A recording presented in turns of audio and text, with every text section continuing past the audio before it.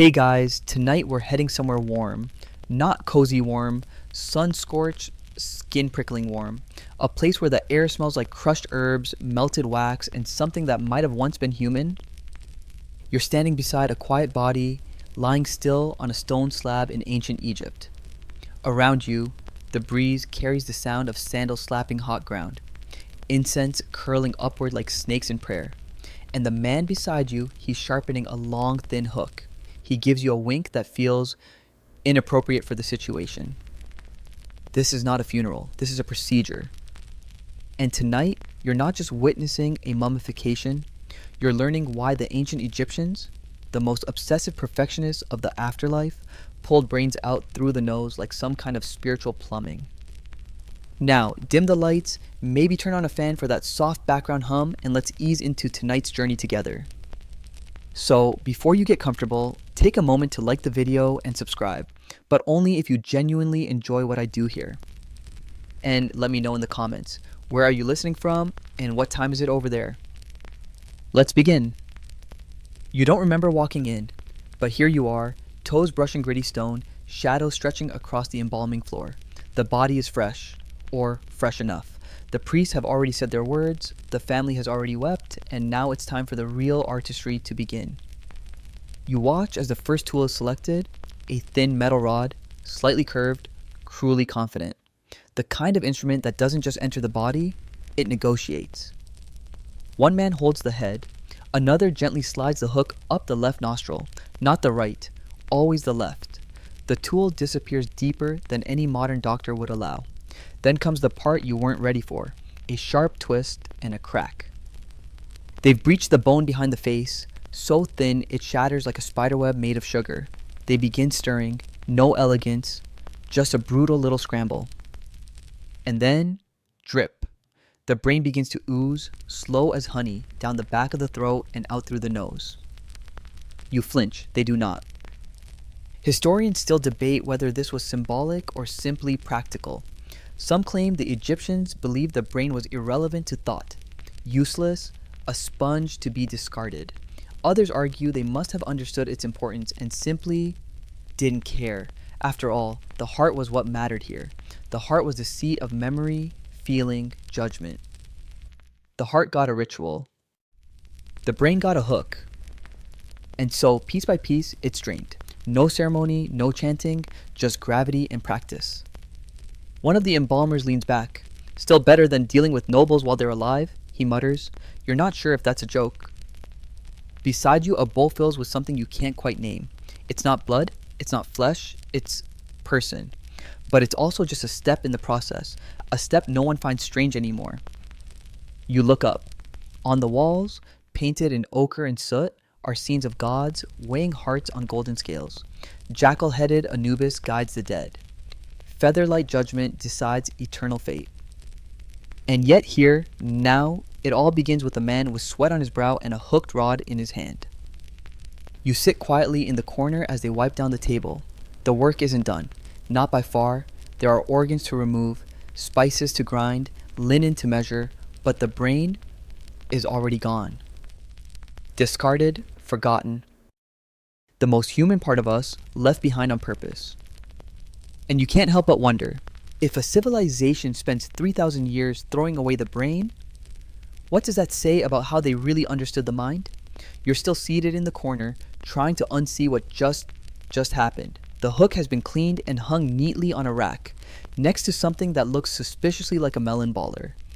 Welcome to the world's most ancient operating room, where the decor is minimal, the lighting's all firelight, and the procedures are disturbingly casual. The body is no longer just a body, it's now a project, a client, a sacred vessel in progress, and it's about to be opened. The embalmers, there are always 2 or 3 of them, approach the torso. One carries a flint knife, chipped just enough to make you queasy. He hesitates a moment, as if checking an invisible instruction manual. Then, with practiced speed, he slices into the left flank of the corpse. Always the left, never the right. Ritual has rules, and rules have reasons, even if nobody's sure what they are anymore. The air thickens. You swear the room tilts slightly. The smell, previously tolerable, now blooms into something richer, darker, like spoiled dates left out in the sun. You inch closer, not sure why. Maybe it's morbid curiosity. Maybe you want to know what it feels like to see someone disassembled like a sacred puzzle. The embalmers begin removing the internal organs, one by one, like prized ingredients from a recipe that only the dead can eat. First comes the liver, large, deep red, strangely heavy. They nod approvingly. Still firm, one says, as though complimenting a loaf of bread. Into a jar it goes. The lungs come next, then the stomach. Each is rinsed in palm wine, packed in natron, and placed in its own jar.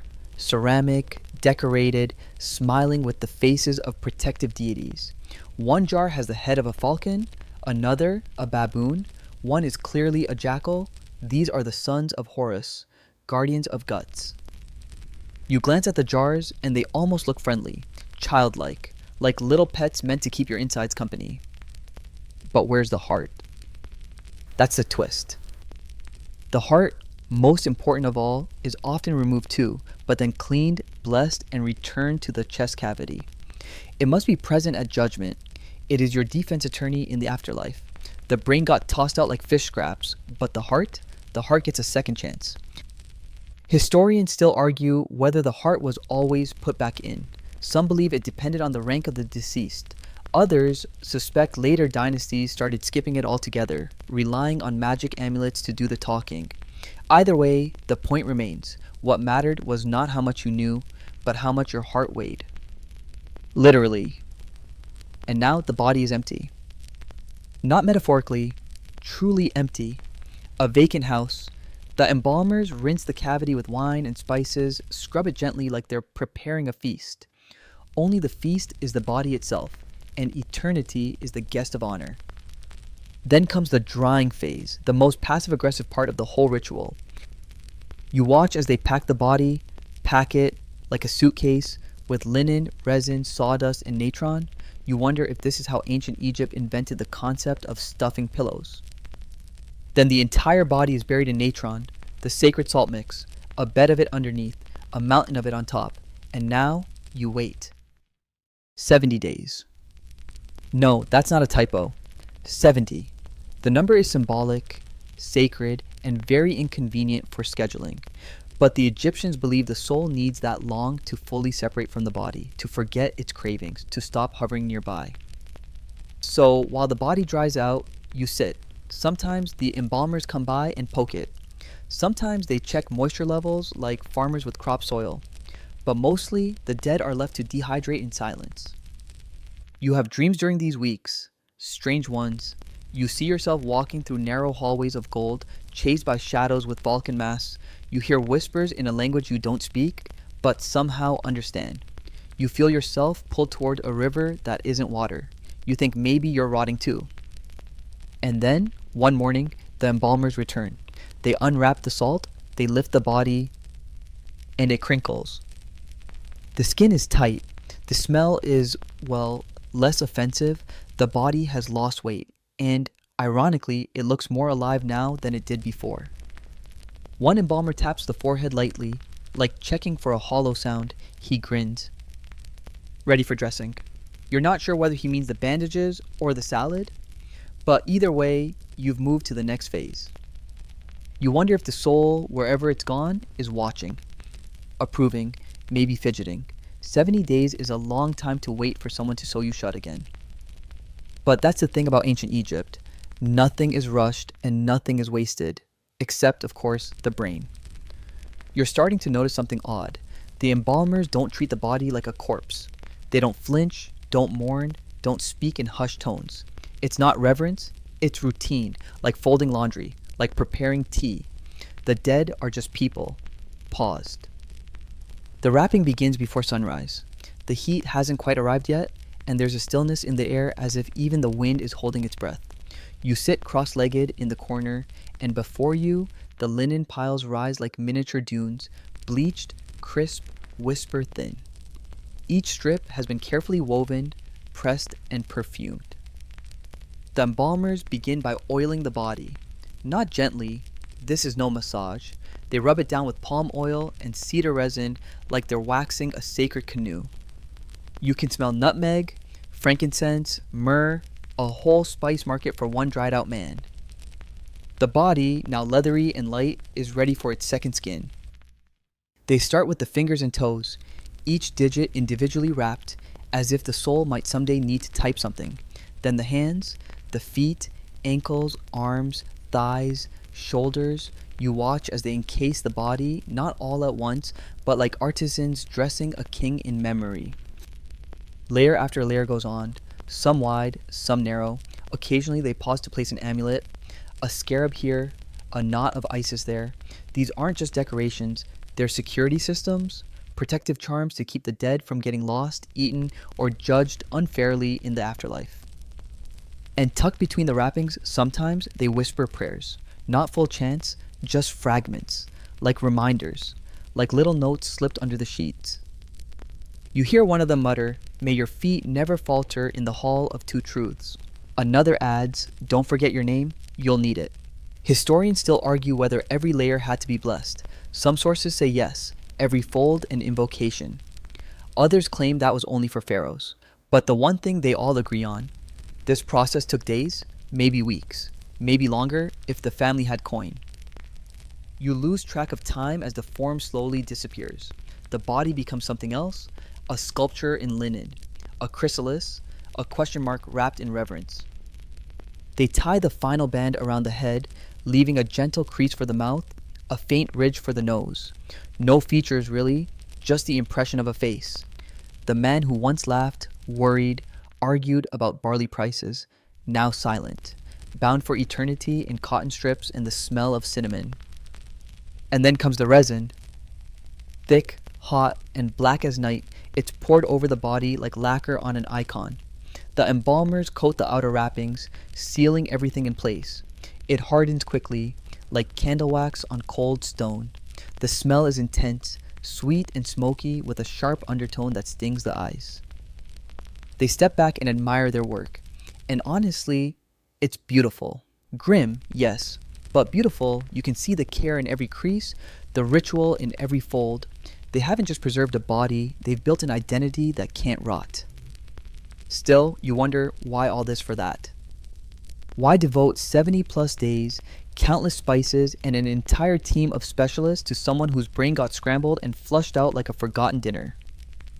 Because, as you're slowly learning, the Egyptians didn't care about the brain. Not even a little. It wasn't the seat of reason, it didn't hold the soul, it didn't matter. The heart?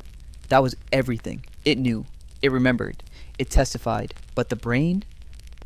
The brain was just the noise between thoughts. You glance again at the linen-wrapped figure.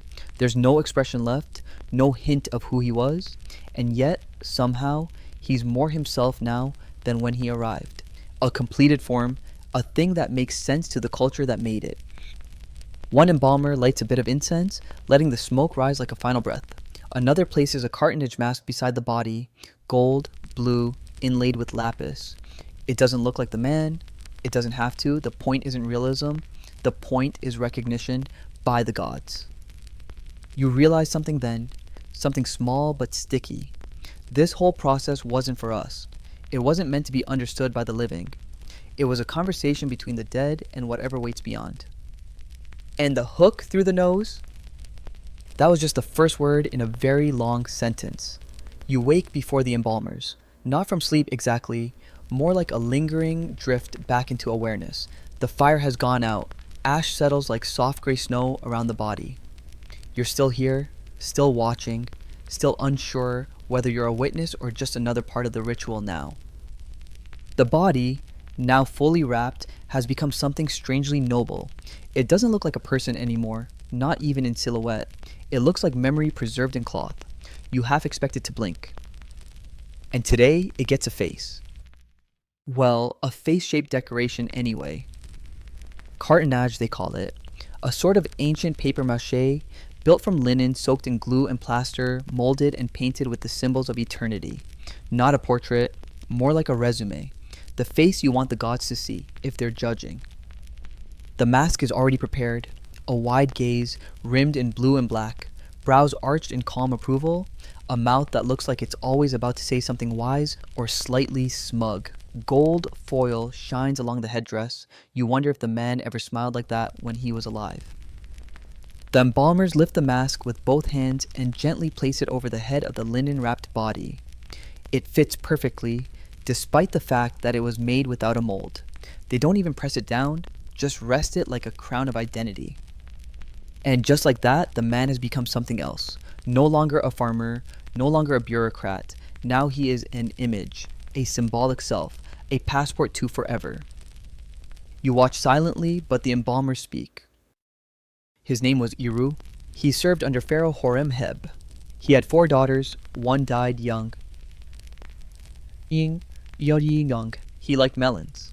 There's no ceremony, just memory, shared quietly. You realize that for all the gods and incantations, for all the spells and symbols, they still remember him. That's what matters most. Not the afterlife, not the judgment, but that someone still recalls you as a human being who liked fruit and had people to love. Historians still debate whether mummification was a democratizing force or a tool for the elite. Sure, pharaohs had the gold and marble sarcophagi, but even commoners saved up for the cheapest version of the process, a discount embalming, fewer jars, less linen, no mask, but still an attempt to cheat decay, a stubborn hope in the permanence of self. One of the embalmers yawns. He's ready now, he says. But he doesn't mean ready to leave. No one is leaving yet. There's still paperwork, and processions, and speeches. But more than that, they're still packing. You're not done, not by a long shot. They bring out more jars, more boxes, containers of oils, powders, amulets, toys, jewelry, folded letters. You'd think the man was going on vacation. You'd think they were preparing him for a business trip with weirdly strict luggage rules. One box contains a carved wooden figurine of a servant. Another, a board game. Yes, a board game. Senet. The game of the dead. Imagine playing chess against time, hoping for a good roll before your soul gets eaten by a divine crocodile. That's what this game is for. They pack it all in the tomb's chamber like a studio apartment for the deceased. The placement of objects follows no logic you can decipher, but to them, it's perfectly structured. You're reminded of that closet in your own home, stuffed with old yearbooks, weird shoes, half-finished notebooks, things you tell yourself you'll need again someday. That's what this tomb is, a forever someday. One item catches your eye, a bundle of dried flowers tied in red string, simple, fragile, probably meaningless to the priest, but maybe not to Iru. You look at the body again, sealed and still, wearing a gold-painted mask over a face no one will see again. And you feel, for the first time, the quiet weight of this entire culture, all their power, all their precision, all their paranoia about death. It's not fear, they're not afraid, they just don't trust it. They don't trust that memory alone is enough. So they preserve. They prepare. They pack. Because if you can't be sure what waits after death, best to show up overdressed and over-equipped. The sun is already high when the embalmers finish their work, and the light spills across the packed tomb like honey on polished stone. Dust glitters in the beams like ancient secrets still floating in the air, refusing to settle. You follow as they step away from the sarcophagus, their movement slow, careful, not solemn exactly, more like respectful exhaustion. One of them stretches his back with a quiet groan. Another opens a clay pot and munches on something that smells like roasted lentils. They've been up all night making death beautiful. The sarcophagus is impressive. Painted wood, inlaid with colored glass, gold leaf on the lid. At first glance, it looks more like a stage prop than a coffin, but that's the point. It's not meant for the living. It's not even meant for the eyes. It's a container for eternity. The mask-covered mummy is lifted, carefully, reverently, and lowered into the box. There's a soft thunk as the body meets the carved recess, like a final jigsaw piece locking into place. The lid follows, and for a moment, you swear you hear a whisper when it closes. Maybe it's just your tired mind, or maybe the air really does hold the last breath of Iru. No nails, no glue, just pressure and ritual. You linger near the tomb entrance as workers begin sealing up the outer chamber. Mud bricks, straw, gypsum, layer after layer, closing out the living world. The embalmer beside you watches, arms folded. "He'll be fine," he says. "Better than most of us." You nod, though you're not sure what he means. Financially, cosmically. As the doorway narrows, torches are passed around. The tomb grows darker with every brick. One man fumbles his footing and curses under his breath. Another murmurs a quick apology to the gods. You don't laugh. You feel like maybe someone is watching. Still. And now comes the procession. It's not what you expected. There are no wailing mourners clawing at their cheeks, no golden chariots or trumpet blasts. This is a middle-tier funeral, quiet, controlled, paid for in silver and measured respect. The family stands at a distance, faces blank in the heat. A woman presses a hand to her chest, maybe a daughter, maybe a sister. You think of the dried flowers in the tomb. The priest speaks, not loudly, not emotionally, just enough to remind everyone that the gods are listening, that the body now belongs to the desert, that death is only the beginning of a paperwork spiral involving at least 9 deities and 3 underworld checkpoints. Historians still debate whether these public rituals were truly religious or just social. Were they meant to honor the dead or remind the living of their place in the system? Some scholars argue the spectacle was a tool of control. Others think it was love, plain and simple, expressed in the only language this culture knew, structure. You trail the procession until it breaks off, the path leading back to the city winding like a snake through the sand. It feels strange to walk away from someone so recently packed and polished for forever, like leaving a party before dessert. But the embalmer isn't done. He turns to you with a shrug. Next one's in by nightfall. And just like that, the sacred becomes mundane again. You sit down by the river later, watching the Nile glide past as if none of this ever happened. But it did. The brain hook, the salt, the spells, the jars, all of it real. And the more you think about it, the more it starts to make sense. Egypt didn't mummify people because they feared death. They mummified them because they feared forgetting. That the world might move on and leave them behind. That names might fade, that stories might rot. And so they fought decay with ritual, with linen, with scented oils and quiet prayers, and with one long, elegant hook that slipped in through the nose and whispered, "You matter enough to preserve." By now, you've seen the salt, you've smelled the resin, you've watched the dead become art, but you haven't seen the paperwork. Yes, there's paperwork. Not in ink and paper, of course, but in spells, hundreds of them, chanted, written, buried, engraved, sometimes even scrawled hastily on a scrap of linen like a cosmic sticky note. The Book of the Dead isn't one book. It's more like a greatest hits mixtape for navigating the afterlife, and every mummy needs their copy, or at least the budget version. Today, you sit beside the temple scribe. His back is permanently curved like a question mark. His fingers are stained with black and red pigment. He's hunched over a sheet of papyrus, humming to himself and occasionally whispering lines like, "Let not the crocodile eat my soul today, O glorious Ra." You glance at the text. It's beautiful, flowing hieroglyphs, birds, eyes, scarabs, hands, reeds, all dancing together like a dream half remembered. Each symbol a spell, each line a weapon against whatever the next world throws at you. The scribe catches you staring. "Spells don't read themselves," he says without looking up. You nod solemnly as if you completely understand. He continues, "Spell 30B, the famous one, the heart-weighing defense, the one that tells your own heart to shut up and behave in front of the gods. You don't want your heart blabbing about the time you stole a chicken or thought about slapping your neighbor. Do not stand against me as a witness," it says. "Do not tell lies about me in the presence of the great God." It's both a prayer and a legal disclaimer. Ancient Egypt was nothing if not thorough. Historians still argue whether every person had their own scroll or whether priests recycled them. Some scrolls are clearly personal, with names written in. Others are eerily generic, like a heavenly user manual passed down through generations. But for Iru, the man you've been following, the scribe is customizing. Line by line, spell by spell, it's part exorcism, part autobiography, part passport application. You can't help but think, modern funerals are so brief. a speech, a flower arrangement, maybe a playlist.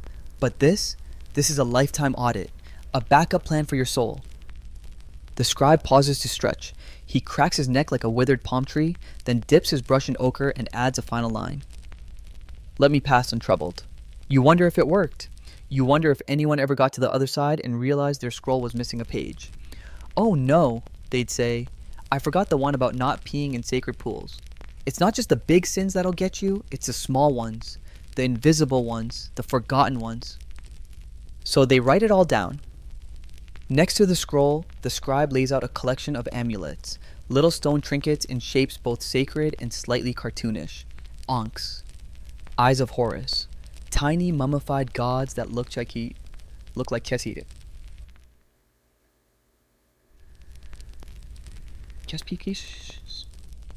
Each one gets tucked into the wrappings with precision. It's like packing a carry-on for a very picky airport. You need the scarab for rebirth, the Dijed pillar for stability, the Shen ring for eternal protection. Miss one, and who knows, you might get turned away at the gate of Osiris. One amulet is placed right over the heart. It's inscribed with a spell that tells the heart to remain silent during judgment. The idea that your own organ might betray you, it's so human, so anxious, so relatable. You look again at the body of Iru, now completely encased in layers of words, charms, and incense. He is more protected than most living people. And you think, maybe we haven't evolved so much after all. We still write wills, we still wear lucky charms, we still whisper things into the dark, hoping someone's listening, hoping we've done enough, hoping we're remembered kindly. You sit beside the scribe as he packs up his brushes. Outside, the embalmer is arguing with a carpenter over tomb dimensions. Somewhere in the distance, a priest is chanting something about scorpions. The day rolls on, and Iru, sealed in silence, rests beneath a spellbook that speaks louder than any eulogy. You're getting used to the rhythm of this place now, the quiet chaos, the smells that cling, the sense that nothing is rushed. And just when you think the ritual has reached its end, someone brings in a box full of clothes. Not just any clothes, afterlife clothes. They lay the garments out like offerings, one piece at a time, with the same seriousness you'd expect from someone defusing a bomb. You move closer, slowly, quietly, like the air itself might scold you for interrupting, and get a better look. Linen, always linen, bleached in the sun, softened with oils, and woven so finely you can almost see through it. These aren't fancy garments. They're not embroidered or dyed, but that's the point. You don't wear status in the afterlife, you wear purity. There's an undergarment, a tunic, a sash, sandals made of woven papyrus, a soft square piece of cloth that looks suspiciously like an early version of a handkerchief. You wonder what that's for. Crying? Cleaning? Waving at celestial bureaucrats? And of course the jewelry. Because death may be humbling, but it's not tacky. A broad collar of Fey-Ends beads is laid across the chest, blue, green, gold, glazed to gleam even in the flickering light, bracelets for the wrists, anklets too, a ring carved with the deceased's name set with a tiny scarab. Even the ears get attention, small hoops of copper that feel surprisingly modern. You're fascinated. All this preparation for someone who won't feel a thing, or will they? The embalmers certainly think so. They place everything with care, as if dressing a nervous guest for the most important meeting of their life. And maybe it is. After all, you only get one shot at eternity. Historians still argue whether these outfits were symbolic or actually worn by the spirit. Some believe the dead truly needed to look the part to be accepted by the gods. Others think it was more psychological for the living, to ease the transition, to remind everyone that the person was ready. One of the assistants folds a sash with a tenderness that surprises you. He hums as he works, something rhythmic and low, like a lullaby written in linen. You have to tie it just so, he mutters. Otherwise, it rides up during judgment. You're not sure if he's serious, he might be joking, or quoting a priest, or remembering someone he lost. Either way, the air grows still.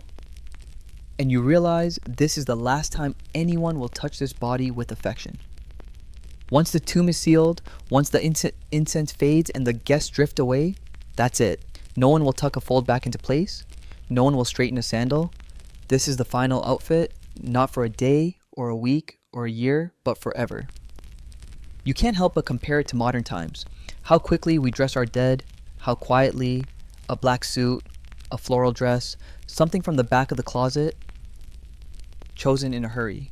But here, the Egyptians believed the dead deserved better, more time, more thought, more respect. And maybe they were onto something.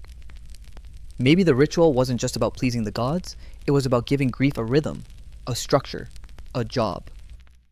Because when you're dressing the dead, you don't have to explain how you feel, you don't have to cry, you just fold, you layer, you hum, and that hum might carry more love than any sermon. You step back as the embalmers finish. The outfit is complete. The mummy lies in still dignity, every fold of linen a whisper, every bead a memory. Outside, the sun is starting to dip.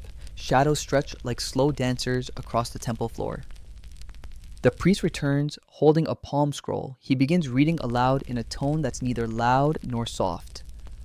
Just even, balanced. The words are old. You can't follow them, but you feel them. They settle in your bones like dust and cracks. One line stands out. Rise in peace, clothed in truth, and stride boldly into the field of reeds. You exhale. Eru is dressed, equipped, sealed. And now, he walks alone. It's evening now. The light outside the embalming house is golden and thick, casting long, syrupy shadows across the floor. The final preparations are done. The tomb is sealed. The mourners are gone. Eru, wherever he is or whatever he is now, is dressed, wrapped, perfumed, and insulated by so many layers of hope, linen, and theology that you could mistake him for a quiet treasure chest. And yet, the embalmers remain. You watch as one of them, the oldest, retrieves a bowl of perfumed resin and walks toward the now empty workbench. He doesn't look rushed. If anything, he looks a little nostalgic. He dips a reed brush into the warm resin and begins wiping it along the wooden tools, slowly, tenderly, like a man polishing memories. Clean tools, he mutters, clean spirits. You're not sure if it's doctrine or superstition or both, but it's part of the rhythm now, and you find it comforting. And then something strange happens. They bring out another body. Yes, another. This one smaller, lighter, already dried and wrapped, but still needing final attention. A child. You freeze. There's no ceremony this time, no long speech, just quiet work, simple wrappings, a tiny mask. They don't talk much. They don't have to. Historians still argue whether mummification for children was widespread or reserved for the elite. Some records suggest it was rare, an act of extreme grief and status. Others point to mass burials of tiny coffins, suggesting it was more common than we think. But either way, you feel the heaviness of this moment. The embalmers don't make jokes now. There's no humming, just hands, moving with precision and an extra touch of softness, as if linen could protect someone from sorrow. They place a single bead around the child's wrist, just one, pale blue, glass, probably once worn by the mother, maybe the last thing she gave. And again, you're struck by the weight of it all, not the body, not the ritual, the care. You expected grandeur, obelisks, gold, drama. What you got was intimacy, quiet repetition, the kind of reverence that doesn't need an audience. When the child's body is ready, they set it aside with the same delicacy you'd use to place a sleeping infant in a crib. No pomp, no music, just presence. Then comes something you didn't expect. A bowl of crushed herbs, juniper, frankincense, and something sour, maybe tamarisk. The embalmers place the bowl on a small ledge beside the exit, let it smoke for a moment, then leave. That's it. No one speaks. No one closes the door behind them. They just go. And somehow, that silence feels louder than any chant, like an agreement made without words, a pact between time and memory, between the living and whatever comes next. You step forward, unsure if you're supposed to. The room is warm now, filled with the smell of old smoke and the soft acidity of resin, the kind of scent that stays on your clothes long after you've left.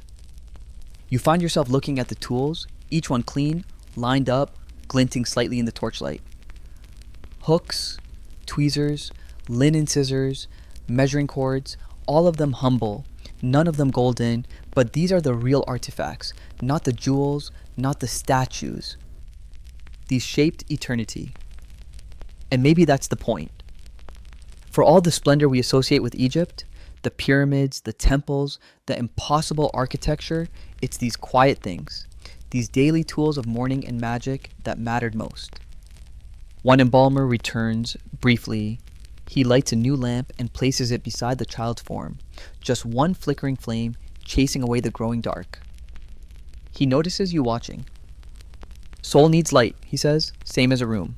And just like that, he's gone again. You sit for a while in the flickering silence. The perfume smoke curls around your thoughts like a cat circling your legs. You feel oddly safe, grounded. And then it hits you. This wasn't a culture obsessed with death. It was a culture obsessed with continuity. They didn't preserve bodies because they feared endings. They preserved them because they believed every ending could be prepared for, dressed for, wrapped and sealed and sent onward with a packed lunch and a hand-painted map. And maybe they were right. You leave the embalming house behind, not in a hurry, but in that quiet, thoughtful pace reserved for museums and moonlight. The ground crunches softly beneath your feet, each step stirring up dust that's probably older than your entire country. You're heading toward the tomb district now. Yes, district. Egypt doesn't hide its dead. It builds neighborhoods for them. Long avenues of stone, corridors of silence, rows and rows of homes for the no longer breathing.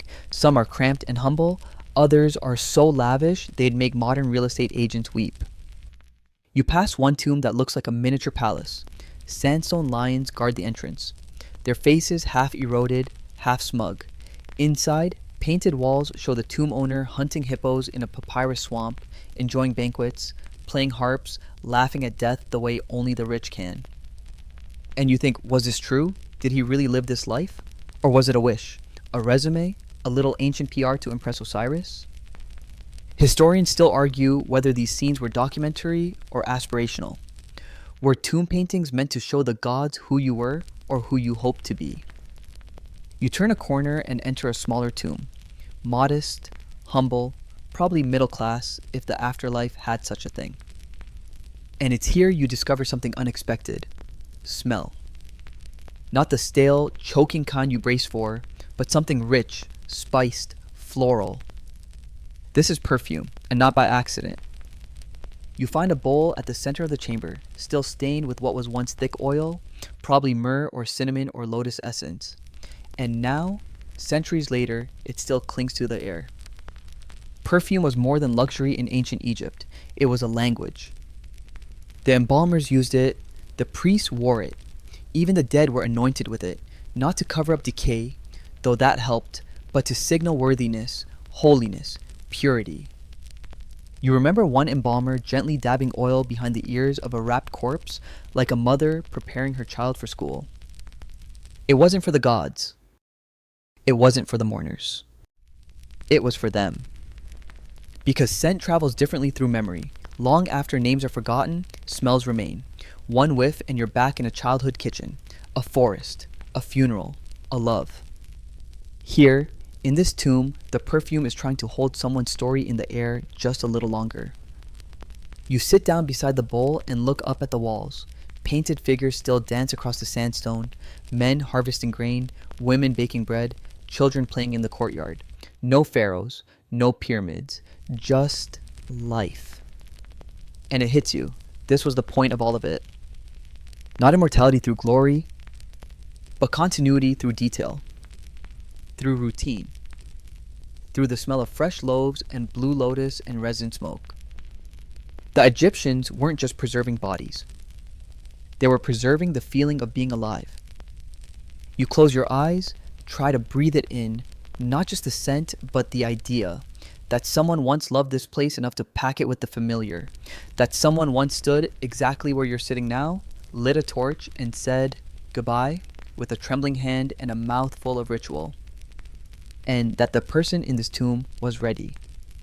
Because they'd had time, because they were wrapped, perfumed, spoken for, because they smelled like eternity. You open your eyes again. The torch flickers, the bowl is still there, the air feels warmer.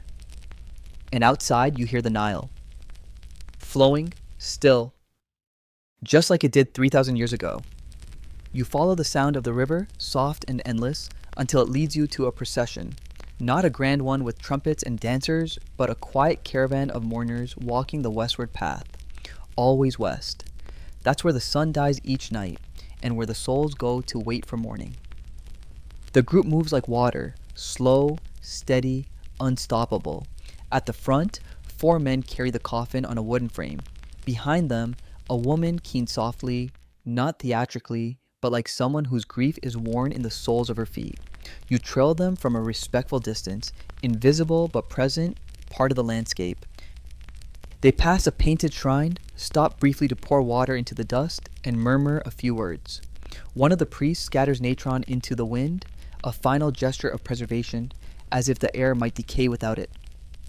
The destination isn't a grand tomb this time, just a shaft in the rock, carved with precision, flanked by 2 seated statues that have lost their noses but not their pride.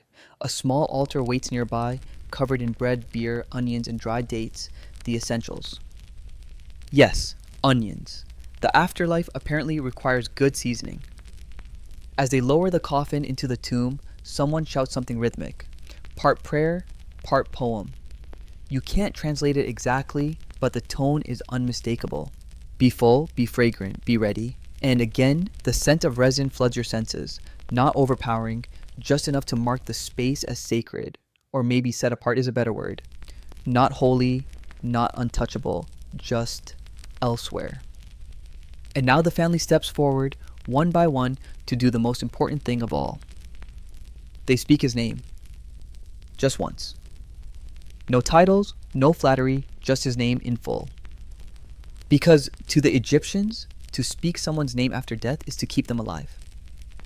This was called the Ren, the name soul, one of many parts of the Egyptian soul, each with its own job, its own rules.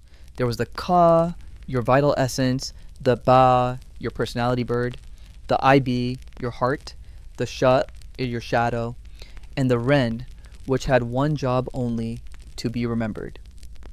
Historians still argue whether the Ren was a literal thing or a poetic one. Some claim it had magical properties tied to speech and breath.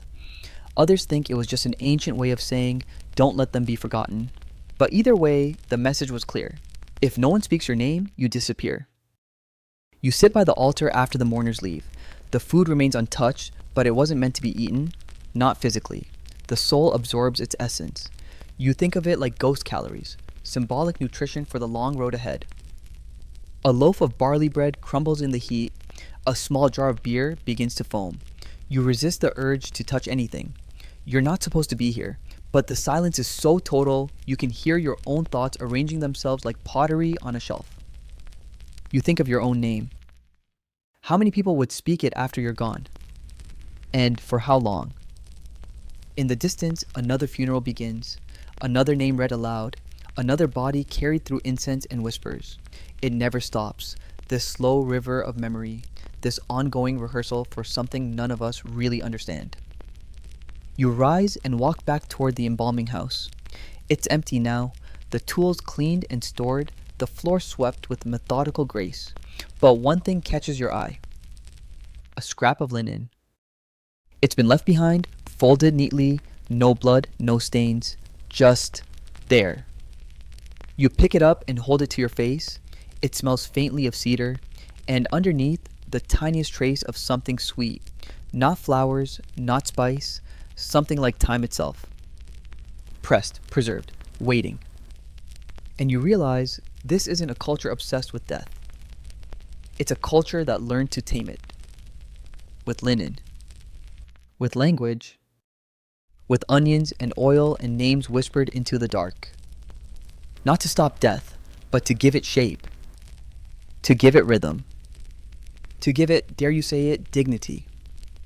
And that might be the most human thing you've ever seen. You follow the sound of the river, soft and endless, until it leads you to a procession.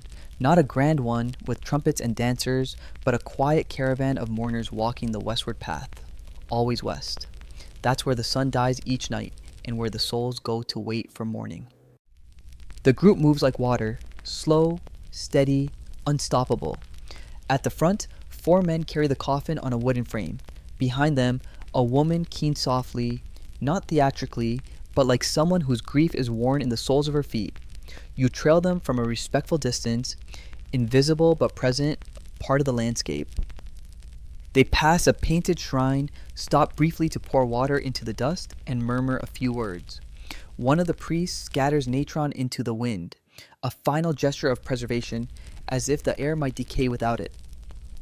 The destination isn't a grand tomb this time, just a shaft in the rock, carved with precision, flanked by 2 seated statues that have lost their noses but not their pride. A small altar waits nearby, covered in bread, beer, onions, and dried dates. The essentials. Yes, onions. The afterlife apparently requires good seasoning.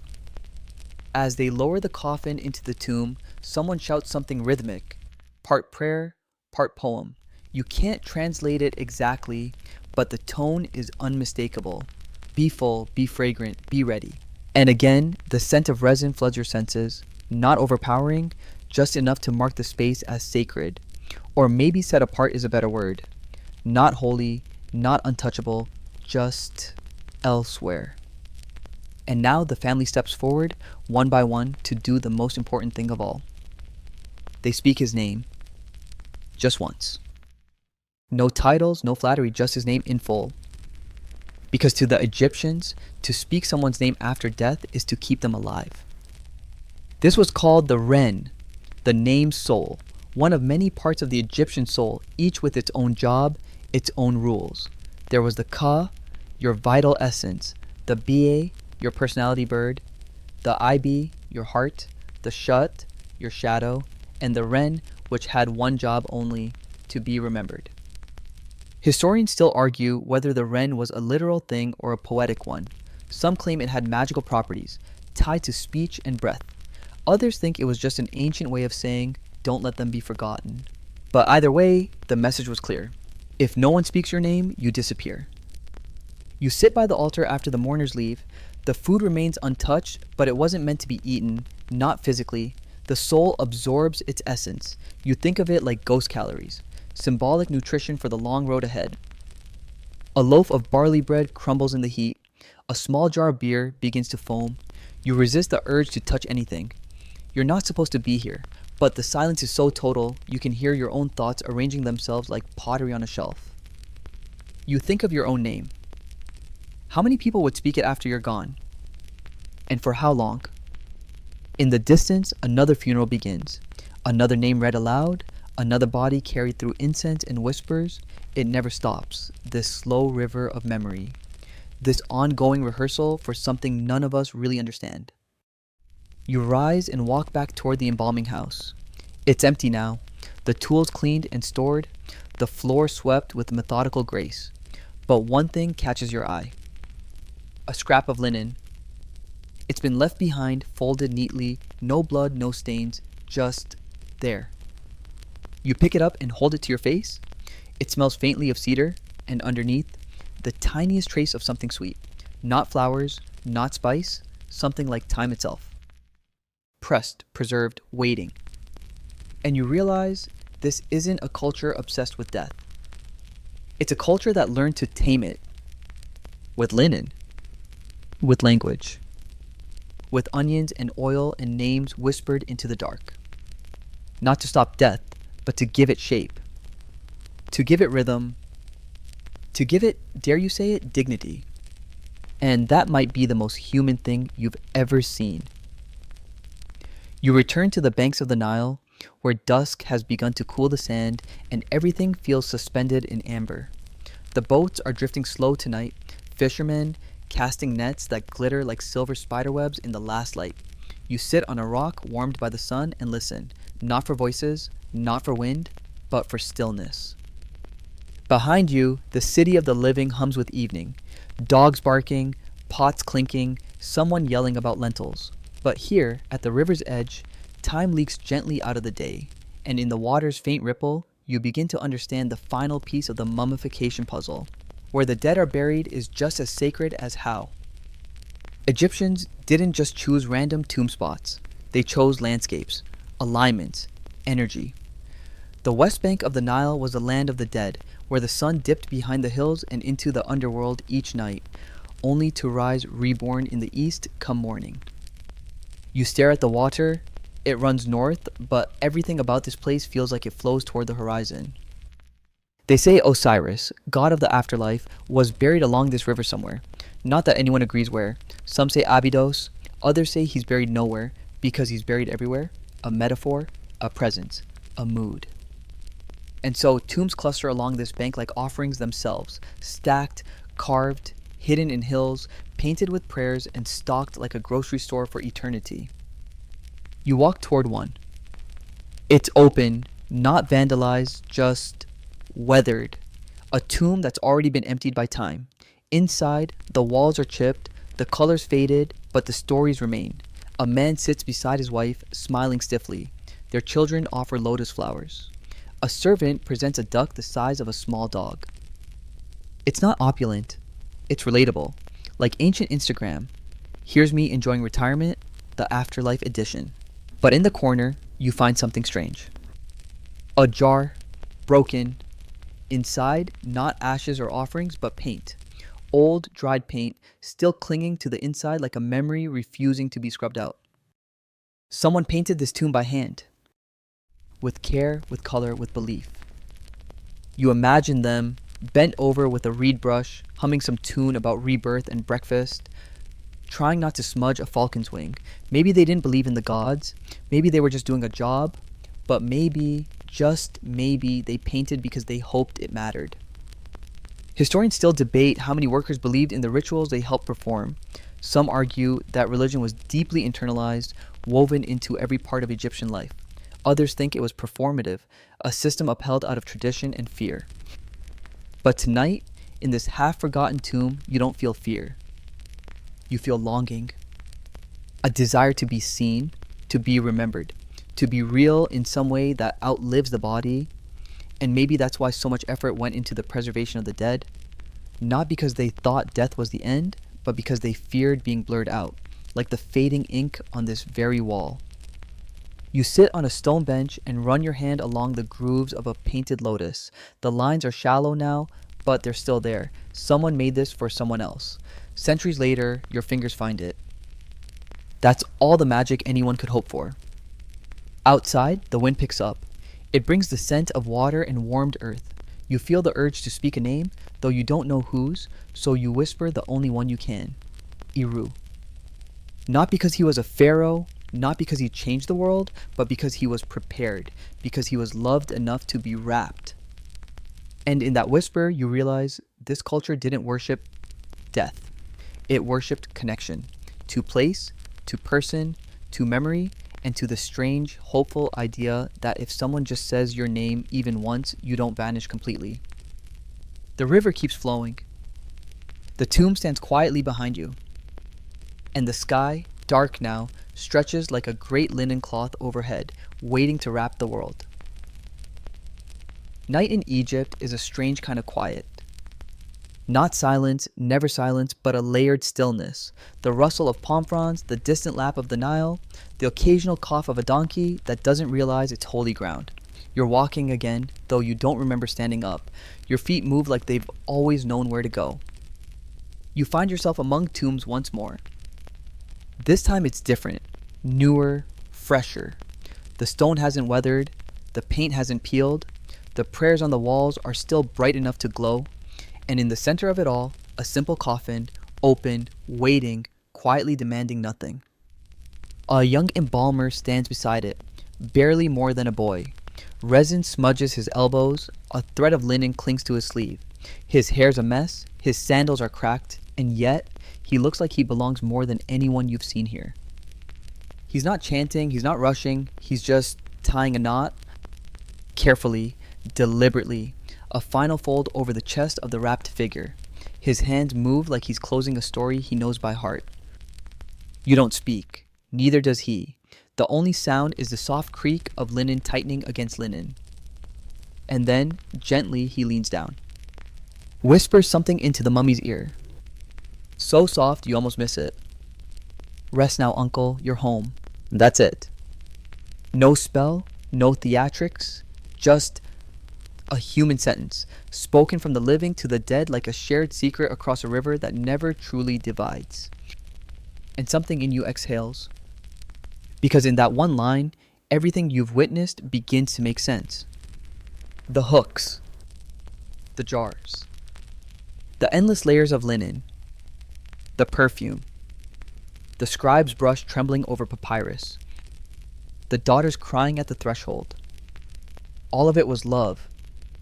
A slow, structured, slightly obsessive, gloriously sacred kind of love. Not loud, not poetic, but persistent. Love that doesn't trust memory to do the job alone. Love that insists on wrapping the body in 20 layers of spell-soaked fabric, just in case. Historians still debate how much of it was faith, how much was fear. But maybe it doesn't matter. Maybe care is its own belief system.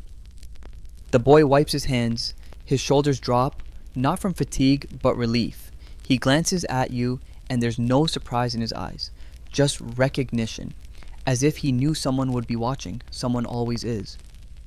He lifts the coffin lid, not abruptly, but like laying a blanket over someone who's already asleep. It closes with a gentle thud that echoes more than it should. And that's when you see it. A tiny bundle tucked beside the feet, a reed pen broken neatly in half, and a folded scrap of cloth. There's something drawn on it, just a few symbols. Maybe a prayer, maybe a joke, maybe the only thing that ever really mattered to the person inside. You don't need to read it. The meaning is clear. Even the poorest soul brings something to the afterlife, a memory, a habit, a half-broken thing they couldn't bear to leave behind. You step outside. The night greets you like a long-lost friend. The sand is cool now, and the stars have rearranged themselves slightly like they do every few thousand years when no one's looking. And the air? It smells like cedar and lotus and something older than both. Not just perfume, not just smoke. It smells like care. Like someone once stood here and refused to let death feel empty. And maybe that's the best any of us could ask for. By now, you've seen the brain pulled out.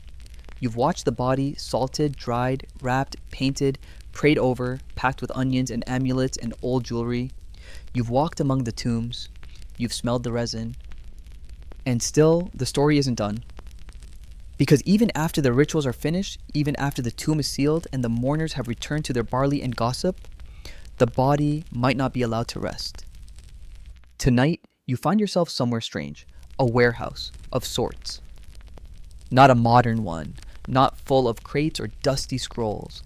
This is ancient, open air, tucked behind temple walls where sunlight doesn't reach. The smell is familiar now. Dried oils, linen dust, faint mildew. You thought mummification ended with the funeral. But no, it only starts there. Before you is a line of coffins, stacked awkwardly like forgotten inventory. Some are cracked, some are misaligned. One is missing its lid entirely. Inside, a mummy lies half unwrapped, linen peeled back just far enough to reveal a row of teeth and a painted eye. It's looking at you. Sort of.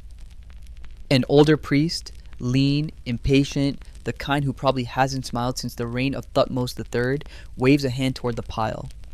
Relocations, he mutters. Security reasons, tomb robbers, politics, you know. You nod slowly. You don't know, but you understand the tone.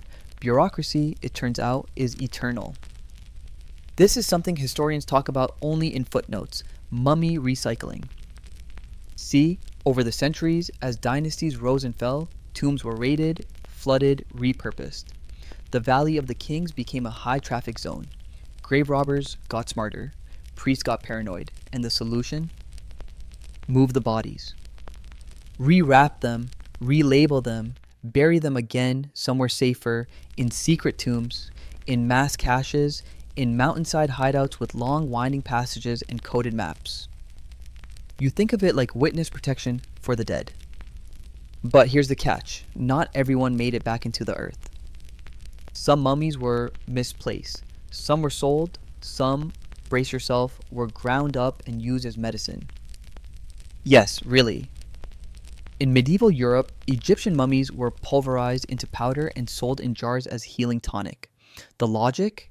If something survived for 3,000 years, surely it could help cure headaches, or stomach aches, or moral decay. Historians still argue how widespread the practice was. Some say it was rare, others insist it was a booming industry. What's certain is that powdered mummy was once considered as legitimate as aspirin. You stare at one half-cracked coffin, its paint is chipped, the hieroglyphs scratched over, replaced with crude Greek letters. Someone tried to rename the dead like a bad rebrand. And you wonder, if the body was preserved so carefully, layered, perfumed, prayed over, sealed with spells, and then centuries later gets snorted by a 14th century nobleman hoping to boost his libido, what was it all for? One answer comes softly, almost without asking. The ritual wasn't wasted. Because the care still mattered, even if the outcome didn't. You lean against a wall covered in flaking murals. A falcon god stands beside a woman holding an ankh like a parasol. Their faces are calm, eternal. They're not angry, not even disappointed. Just still. The priest returns, arms full of new linen. "We're rewrapping this one," he mutters. "Name's gone. Doesn't matter. He still gets a clean set." You help him gently place the mummy onto a bench. The old bandages come off in shreds. The new ones go on like apologies. Somewhere beneath the resin and the rot is a person who once loved, once worried, once had a favorite flavor of beer. And now you're giving them new linen. You don't know their name, but your hands move carefully anyway. You finish the final knot. The priest nods. Good. And for the second time this journey, you realize preservation is not about perfection. It's about persistence. Even when names are lost. Even when graves are robbed. Even when the gods grow quiet, someone still tries. And that, somehow, is enough. You're back at the edge of the Nile now. The sun is rising slow, lazy, the sky blushing a dusty pink as if embarrassed by what it watched last night. The river glitters like a mirror held up to memory, and the reeds whisper in the soft breeze as if they've been waiting for you to come sit. You do. Not because you're tired, though you are, but because this feels like a place where people come to think, to remember, to feel something quietly that they couldn't say out loud at home. And maybe that's what all of this, every spell, every jar, every resin-soaked scrap of linen was really for. Not to defeat death, but to give it shape, to make it less cruel, less random, less loud. You watch a fisherman push his boat gently into the current. His oar dips, rises, dips again. He doesn't know he's part of a ritual. He doesn't need to. Because life in Egypt has always moved like this, a steady, quiet loop. Birth, work, prayer, death, salt, linen, repeat. You close your eyes and drift back to the first moment. The hook, the nose, that absurd, undignified beginning to a sacred journey. And you realize now, it was never about the brain. It was about the process. The brain had to go, not because it was evil or ugly or pointless, but because the Egyptians didn't need it in their story. The heart was where truth lived. The mouth was where magic spoke. The body, no, was just a house. And the brain, that was the noisy upstairs neighbor. Historians still can't agree on whether the ancient Egyptians knew what the brain did. Some say they thought it was a useless sponge. Others argue they understood more than we give them credit for, just in a different way, less mechanical, more symbolic. But maybe it doesn't matter, because in this culture, knowing wasn't always the goal. Belonging was. To the land, to the river, to the stars, to your family even after your body had stopped speaking. You open your eyes again. The river hasn't moved, but everything else has. The sun has climbed higher. A pair of children dash barefoot across the sand, chasing a reed ball and screaming with delight. Their laughter echoes against a tomb wall and disappears into time. You smile. In a few thousand years, someone might find their footprints, wonder who they were, what they dreamed, whether they were loved. And maybe that's what Iru's embalming was really about. Not preserving him, preserving the question of him. So that one day, someone like you, someone with skin centuries too new, walking through a world made of leftovers, might stop beside his wrapped body and wonder.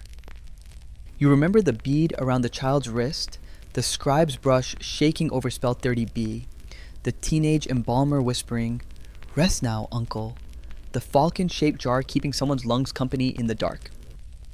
You remember it all. Because that's what they built this for. Not immortality. Impression. Not perfection. Persistence. Not answers. Presence. You stand slowly, brush the sand from your hands, and as you turn to walk away, you catch yourself whispering the name once more.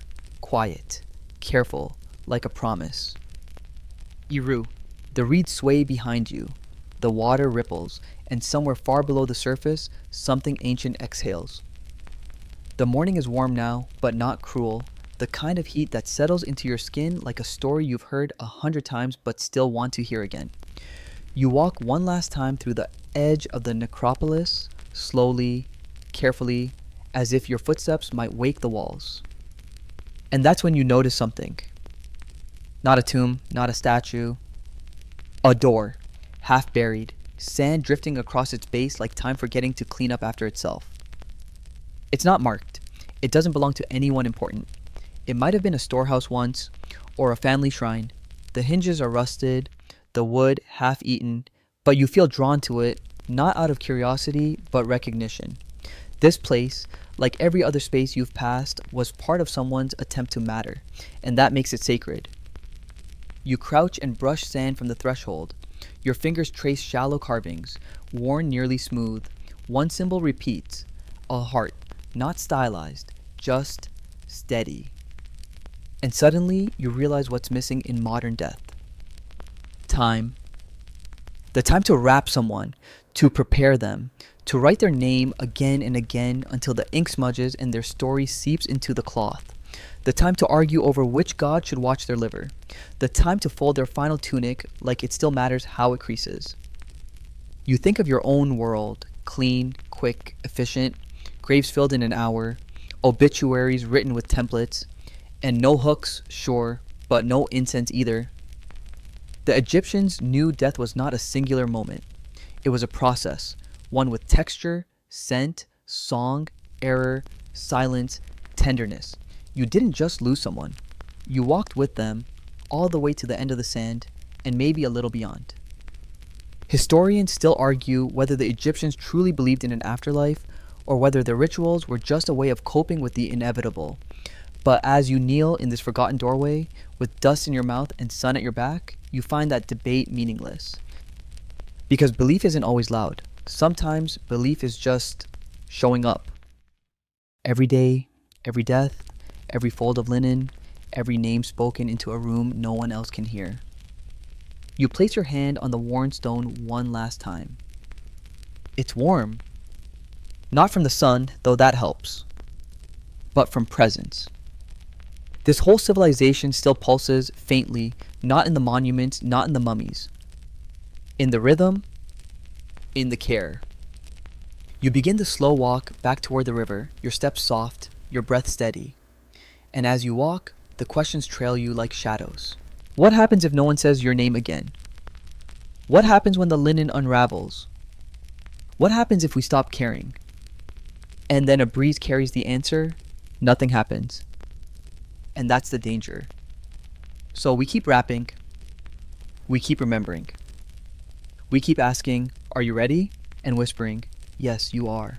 Because maybe that's all death ever needed. A little attention, a little preparation, a little love. So now, as the journey draws to its final folds, let your breath slow. Let the images linger like footprints in warm sand, soft, faded, but never truly gone. You've walked beside embalmers and scribes. You've held linen in your hands and smelled the perfume still clinging to tomb walls.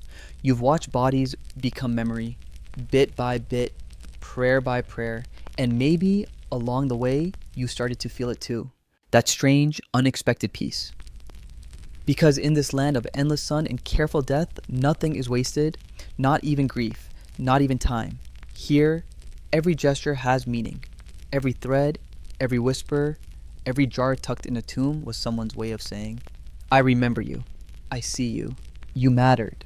And that's what we all want, isn't it? Not eternal life, not really. Just a little persistence. A name spoken in the dark. A scent that survives. A knot tied with care. So as you lie back now, eyes heavy, thoughts drifting, imagine the desert wrapping around you, not to bury you, but to hold you still, to protect what's tender and unfinished inside. To say, you don't need to be loud to be remembered. You don't need to be perfect to be preserved. You're already enough. Let the linen wrap softly around your thoughts tonight. Let the heart speak quietly. And if dreams come, may they arrive like the Nile, slow, endless, and full of light.